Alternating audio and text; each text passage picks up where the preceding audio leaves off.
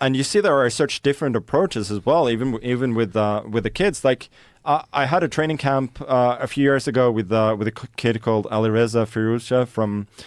He plays for France now, but he's from Iran originally. I think he was about 14 then, and my chess coach had recommended that we bring him in because he said that this is the most talented kid out there.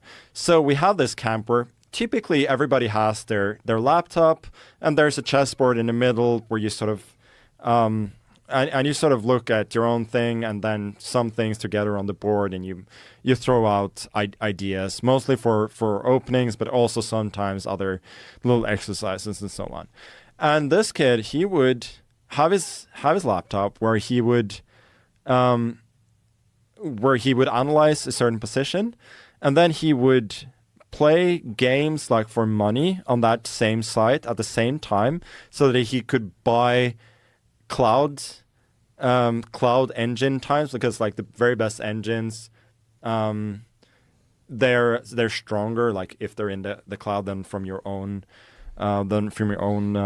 laptop generally. So he would buy time for that by playing games like 1-minute games on that server. He would play 5-minute games on another server, and he would analyze with us on the board, and he was still like following everything. Like he had no problems whatsoever just being there.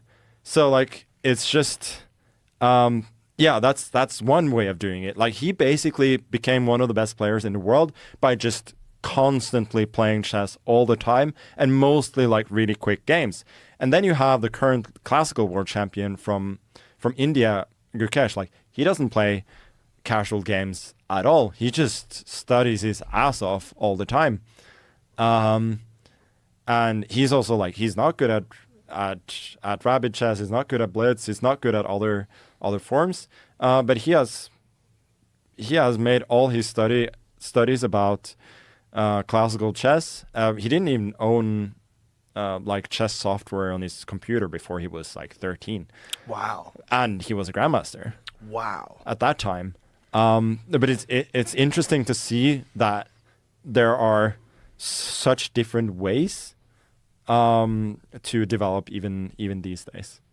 I just think it's fascinating, human beings' capacity to excel at things, and that you really only know when someone pushes it a little bit further, like this guy playing all these games simultaneously. Yeah. You know what I mean? It's like when if everybody's doing it one way, if everybody's only playing, a few games a day and hanging out, like you'll probably all stay at the same level. But if you got one fucking psychopath in the group that's online and is playing and is reading books and that guy's gonna pass everybody, and then everybody else realizes like, oh, that's possible. I could have gotten as good as him. I better really bear down. Yeah, because you could also see that in these guys' playing style. The guy who has been playing like constantly all the time from when he was little, he has fantastic instincts, especially with little time. He just knows where the pieces go, and like he's the only one of the kids who has that kind of feeling. The Indian guy, on the other hand, from the way he studies, he's like, during games, like he's meticulous. He calculates, like he sees every position as a problem he has to solve, more than, oh, what does my intuition tell me? Oh, I'll do this. It's like, for him, it's more, well, this is possible. Let me like try and see this all the way through. So it's just, it's just very, very different. And they call it like the tortoise and the hare sometimes, and then in certain situations the tortoise will win, and in other situations the hare will win. Right.